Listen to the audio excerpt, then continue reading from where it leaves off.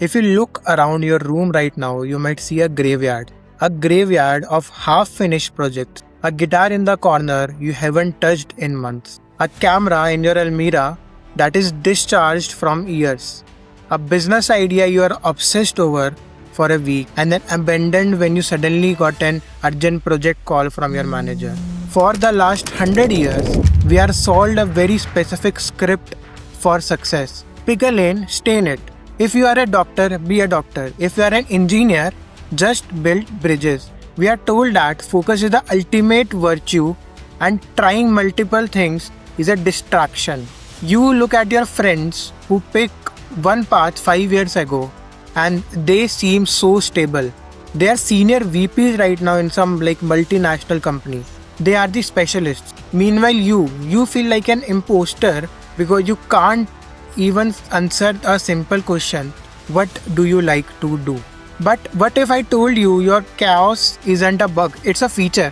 What if the feeling of being scattered is actually your brain trying to build a rare cognitive architecture that is perfectly designed for the future? You aren't failing to specialize. You are building something the world is desperate for, but does not quite understand yet. You are building the M-shaped mind. So back in 1913, there was a worker at Ford's car manufacturing plant. The assembly line for the cars has just been invented. His job was simple. He needed to put the nuts on the left wheel of the car. That's it. He used to do it 10,000 times a day. He became an expert in this skill and hence was rewarded with promotions and money. He was in demand from another car manufacturers as well. This became his identity. He was also not interested to know that how other part of car works. In this world, curiosity is not an asset, it's a liability. If you stop to ask how the engine works, or if you try to learn how the car seats are staged, you slow down the line. You get fired. The industrial economy demanded the I-shaped person. The I shape is a single deep vertical line. Deep expertise in one narrow task. Stability is the reward. If you are the best wheel nut turner in the world, you had a job for rest of your life. Now coming to 1970s, there is a college dropout sleeping on the floor of his friend's dorm rooms. He wanders into a class at Reed College in USA that teaches calligraphy which have a zero practical value in today's world. He became obsessed with the vertical depth of design. He studied serif and sans serif typefaces. He learns about the emotional weight of varying the white space between the letters. He develops a deep vertical specialization in aesthetics and user experience. But then, he stretches a horizontal arm. He develops an intense interest in a budding field called personal computing. He isn't the best engineer in the room, not even close. He has a friend who's a classic I-shaped genius. His friend is a vertical deep diver who can solder the chips and write the code better than anyone else. He brings his vertical depth, design, and applies it to his friend's hardware.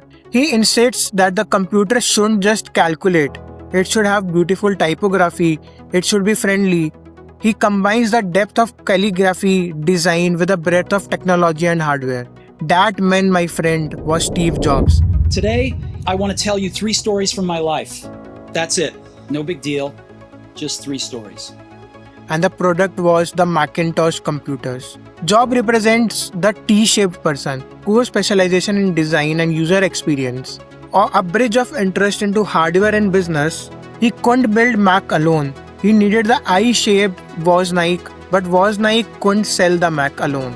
He needed the T-shaped Jobs to translate the code into culture. This T-shaped ruled the corporate world for 30 years. But today, we are entering into a new era. Finally, a man that starts in the late 90s with one obsession, the internet. He codes day and night, sleeps in the office, builds a digital city guide, and then he sells it. But instead of retiring, he pivots. He sells it and gets a lot of money. But instead of retiring, he pivots. He knows nothing about banking, but he obsesses over it until he helps to build world's first major digital payment system. He sells that for $180 million. And then what? Most people stop there. But he moves to a completely unrelated field again. aerospace. He flies to Russia to buy refurbished ICBMs. When the Russians refused, he sits on the plane reading old Soviet rocket manuals, teaching himself rocket science from scratch. He risked his entire fortune to build rockets that land themselves. And while doing that, he entered into the energy sector. He learns the chemistry of batteries to build electric cars, then social media, and then AI. That man is Elon Musk.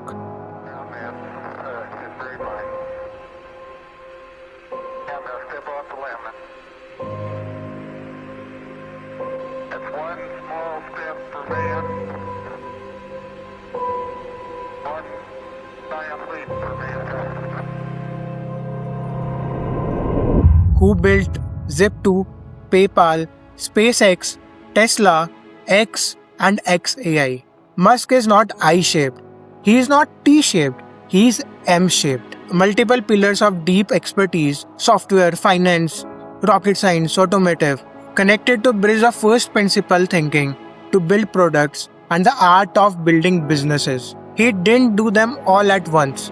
He used a serial mastery. He built one pillar, mastered it, exited, and used that leverage to build the next one.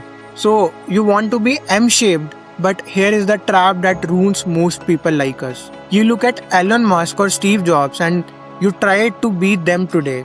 You try to learn coding, start a bakery, and write a novel all in the same week or in the same month. If you try to build all the pillars of the M at same time, you don't get an M. You get a dash, a mile wide and an inch deep. You collapse under the weight of your own ambition. The secret of serial mastery is you have to view your life in seasons. You cannot choose everything forever, but you must choose one thing for now. A season might be 6 months or 18 months long. And during this season, you pick one pillar to be your primary focus. You give 80% of your energy until you reach a level of fluency where you can solve problems without looking at the manual. Once you hit that point of diminishing returns, you don't quit. You graduate. You put that skill on maintenance mode and move to the next pillar. But next, the doubt arrives.